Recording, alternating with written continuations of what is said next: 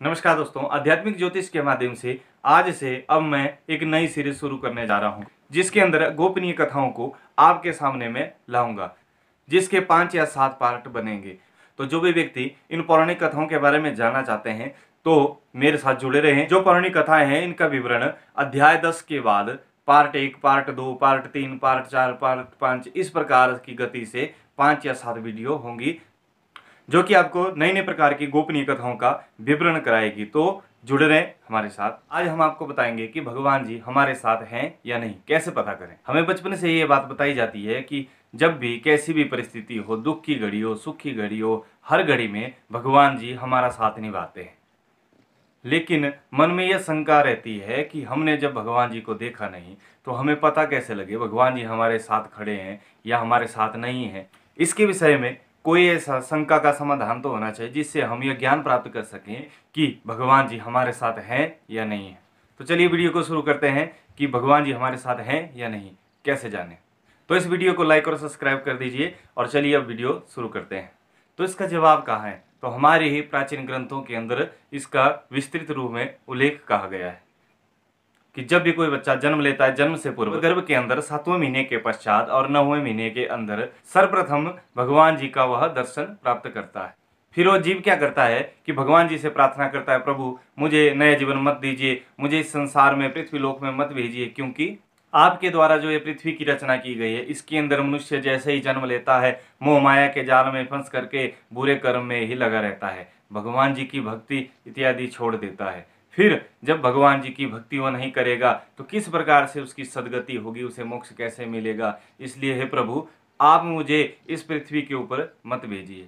फिर इसके पश्चात भगवान जी क्या कहते हैं कि सृष्टि का जो नियम है उसके अनुसार अब तुम गर्भ में आ चुके हो, तुम्हें बाहर जाना ही पड़ेगा, सृष्टि के अंदर तुम्हें जाना ही होगा। लेकिन यदि तुम्हारी शंका है मोक्ष प्राप्ति के लिए और मेरे दर्शन करने के लिए, तो इसका समाधान तुम्हें बता देता हूं। जब भी तुम मुझे याद करोगे उस घड़ी उस क्षण तुम्हारे पास मैं रहूंगा। तो गर्भ के अंदर बैठे हुए जीव को ज्ञान प्राप्त होता है और वह जीव कहता है, प्रभु जैसे ही मैं संसार में सृष्टि के अंदर प्रवेश करता हूँ, जन्म ले लेता हूँ, फिर आपकी माया जाल के द्वारा पृथ्वी पर आप ना जाने क्यों अदृश्य हो जाते हैं, अर्थात पृथ्वी वासियों को, उन मनुष्यों को नहीं दिखाई देते। फिर मुझे कैसे पता लगे कि आप मेरे साथ हो या नहीं हो। तब भगवान जी ने कहा कि इसका मैं तुम्हें उपाय बता देता हूँ, इससे तुम्हें ज्ञात हो जाएगा मैं तुम्हारे साथ हूँ या नहीं हूँ। तो भगवान जी कहने लगे, जब भी जैसी भी परिस्थिति हो उस परिस्थिति में आंख बंद करके जब तुम मेरा ध्यान करोगे, मेरा स्मरण करोगे, इस बात को याद करोगे, उस समय तुम्हें 2 जोड़ी पैरों के निशान धरती पर दिखाई देंगे, जिसमें से एक तुम्हारे होंगे और दूसरे मेरे होंगे। और उन्हें देखकर तुम यह समझ जाना कि भगवान जी मेरे साथ है। इससे वो जीव प्रसन्न हो गया और उस समय व्यतीत होने के पश्चात उस बालक का जन्म हो जाता है। जन्म लेते ही उस परम परमात्मा को इधर उधर ढूंढता है कि जिसको गर्भ के अंदर मैंने देखा वो एकदम से कहाँ दृश्य हो गया। तो भगवान जी को ढूंढता हुआ वह रोने लगता है। अब समय व्यतीत होता है, संसारिक माया जाल में फंस करके अब वो इस बात को भूल जाता है। काल चक्र की गणना चलते हुए बालक बाल्यावस्था में, फिर तरुण अवस्था में, फिर वृद्धावस्था में वो पहुंच जाता है। फिर वृद्धावस्था में पहुंचने के पश्चात क्या होता है, एकाएक जब बीमारी से लड़ते हुए अंतिम समय उसका है, ऐसी उस घड़ी में उसे भगवान जी का वह वचन याद आता है जिसके अंदर भगवान जी ने कहा था मैं सदैव तुम्हारे साथ रहूंगा। तो आज उस बात की वह परख करने लगता है। तो उसने क्या किया, आंखें बंद की और अपने अच्छे बुरे कर्मों को याद करते हुए बाल्यकाल से वृद्धावस्था तक जो कार्य हुए अब उसे अंतिम समय में याद करने लगता है। तो जो भगवान जी ने उससे कहा था कि जब तुम आंखें बंद करके मेरा ध्यान करोगे तुम्हें 2 जोड़ी पांवों के निशान दिखाई देंगे। तो जैसे उसने आंखें बंद करके भगवान जी का ध्यान किया, तुरंत ही बाल्यकाल अवस्था को उसे याद आई जिसमें 2 जोड़ी पैरों के निशान उसे दिखाई दिए।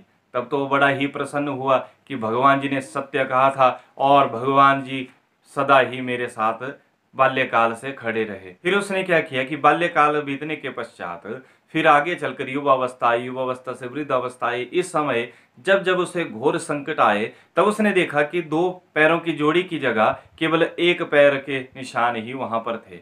जिससे वो बड़ा ही दुखी हो गया। अरे भगवान जी ने कहा था सदा सुख और दुख में तुम्हारा साथ दूंगा, तुम्हारे साथ खड़ा रहूंगा, लेकिन देखो जब मेरी संकट की घड़ी थी, जब मैं सबसे ज्यादा दुखी था, उस समय भगवान जी ने मेरा साथ छोड़ दिया। संसारिक लोगों ने तो मेरा साथ छोड़ा ही, और भगवान जी ने भी मेरा साथ छोड़ दिया।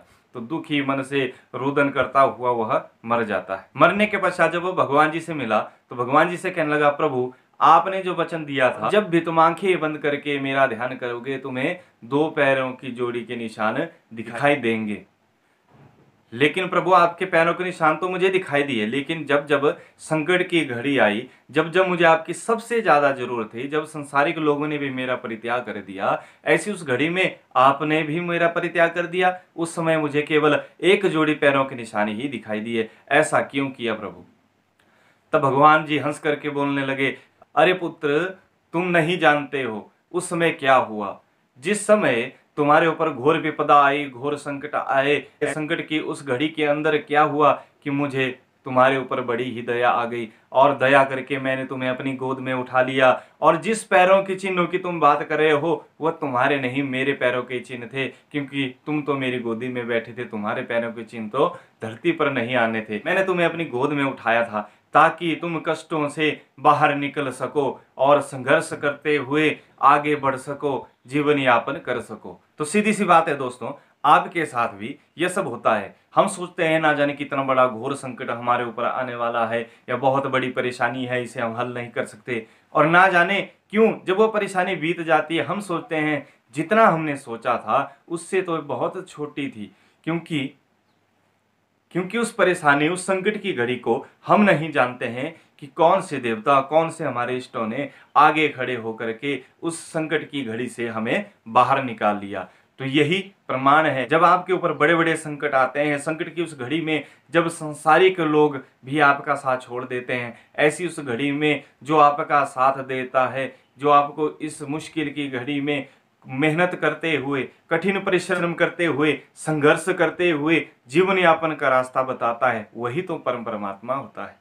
जो यह अदृश्य शक्ति होती है वही हमारा परमिष्ट परमात्मा होता है। एक विशेष बात, किसी भी क्षेत्र के आप होंगे, जहां भी आप रहते होंगे, तो आपको पता है आपके उस गांव में, आपके उस निवास स्थान में कोई ना कोई कुल देवता, कुल देवी जरूर होंगे। यदि उनके ऊपर आप विश्वास बनाए रखेंगे तो आपको कहीं भी दर दर भटकने की आवश्यकता नहीं है। प्रथम यदि आप अपने कुल इष्टों का ही ध्यान करेंगे तो निश्चय ही आपके कुल इष्ट बड़े से बड़े घोर संकटों से आपको जरूर बचाएंगे। तो इष्टों का आशीर्वाद हमारे ऊपर सदा रहता है, अर्थात भगवान जी की दृष्टि हमारे ऊपर सदा ही बनी रहती है, इसमें किसी प्रकार का संशय नहीं। लेकिन ये मत सोचिए कि बैठे बैठाए सब कुछ मिल जाएगा। इसके लिए आपको प्रभु चिंतन तो करना ही पड़ेगा, भगवान जी की भक्ति तो करनी ही पड़ेगी, भगवान जी का सुमिरन तो करना ही पड़ेगा। जब तक आप भगवान जी का सुमिरन नहीं करेंगे, भगवान जी का ध्यान नहीं करेंगे, उनको बुलाएंगे नहीं, तो फिर किस प्रकार से आपके कार्य सिद्ध होंगे, भगवान जी की प्राप्ति कैसे होगी। जैसे इस कथा के अंदर मैंने आपको बताया कि भगवान जी का चिंतन अंतिम समय में जाकर उस व्यक्ति ने किया, तब याद आया कि भगवान जी हर घड़ी मेरे साथ खड़े थे, लेकिन परिस्थितियों में नहीं थे, तो उसका समाधान मृत्यु के पश्चात प्राप्त हुआ। लेकिन आप लोगों के पास तो काफी समय है, जब भी याद आए, जब भी ध्यान करना हो, जब भी भगवान जी से भक्ति करनी हो, भगवान जी से वार्तालाप करना हो, तो उसके लिए कोई घड़ी, कोई शुभ घड़ी का इंतजार मत करो। तो आज आध्यात्मिक ज्योतिष के माध्यम से आपने एक गोपनीय कथा के बारे में ज्ञान प्राप्त किया। तो आपको यह वीडियो कैसे लगी इस बारे में कमेंट बॉक्स में जाकर के जरूर लिखें, और साथ ही साथ लाइक और शेयर भी जरूर करें, और चैनल को सब्सक्राइब भी जरूर कर लें, ताकि मेरी आने वाली वीडियो को आप देख सकें और नई नई जानकारी आप प्राप्त कर सकें। किसी प्रकार की कोई अन्य विशंका आपके मन में हो तो उसे आप कमेंट बॉक्स में जाकर के लिख दीजिए। उसके बारे में मैं आपकी उस शंका का समाधान करने हेतु कुछ न कुछ विषय आपके सामने जरूर लाऊंगा। जय श्री राम।